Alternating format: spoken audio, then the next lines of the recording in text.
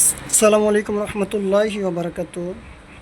সম্মানিত দিনী ভাইগণ, আজকে যে রোগীটা সামনে দেখছেন সেই রোগীটা দীর্ঘদিন যাবৎ জিনে আক্রান্ত ছিল।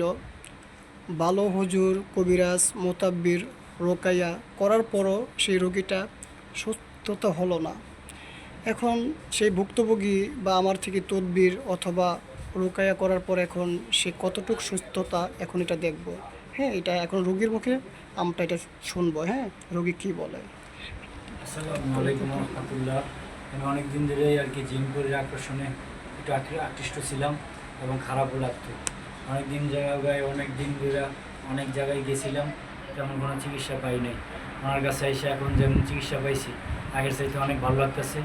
এখন আমি সুস্থতা মোটামুটি অনেকটা ভালো লাগতেছে আমার কাছে। আচ্ছা, আপনি এই রোগে কবিরাজ হুজুর কয়টা থেকে গেছেন, মানে এই নিয়ে কবিরাজ হুজুর পর্যন্ত কবিরাজ, তারপর ডাক্তারি মেডিকেলে 6-7 জায়গায়, প্রায় 5-6 জায়গায় যাওয়া হয়েছে এই আকর্ষণের লেগে।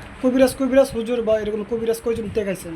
আছে যেমন কবিরাজ 5-6টা দেখাইছেন? 5-6টা জায়গায় গেছি, টঙ্গীতেও গেছি। টঙ্গীতে 2 জায়গায় 3 জায়গায় যাওয়া হয়েছে। তারপর অনেক এই ডাক্তারি মেডিকেলভাবেও চিকিৎসা করা হয়েছে, কিন্তু সেখানেও কোনো ফলাফল পাই নাই। সেখানে মানসিক পাগলের মতো অবশ্য ট্রিটমেন্ট নিচ্ছে, কিন্তু কোনো রকমেরই হয়নি, সুস্থিরতা পাইনি। আর এখন যে সুস্থিরতা পাইতেছি, হ্যাঁ, মানে আর আর এখন আপনি আল্লাহর রহমতে এখন আপনি কতটুকু আরাম বা এখন আপনি আল্লাহর কতটুকু রহমতে ফলাফল পেলেন এখান থেকে তদবির করার পর? যে সুস্থিরতা পাইতেছি, এখন আল্লাহর রহমতে যে সুস্থিরতা লাগতেছে সেটা এতদিন লাগে নাই। আপনার এখানে আইসা যে সুস্থিরতা পাইতেছি সেটা এতদিন পাই নাই। এখন আল্লাহর রহমতে আমি আগের চাইতে অনেক সুস্থ, আল্লাহর রহমতে আলহামদুলিল্লাহ। অনেক সুস্থ লাগতেছে। এবং দোয়া করি আপনারা আল্লাহ পাক অনেকের খেজমত করার মতো তৌফিক দান করুক।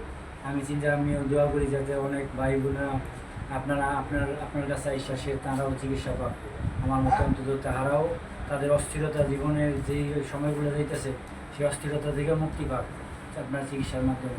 দোয়া করি। আসসালামু আলাইকুম রহমতুল্লাহ।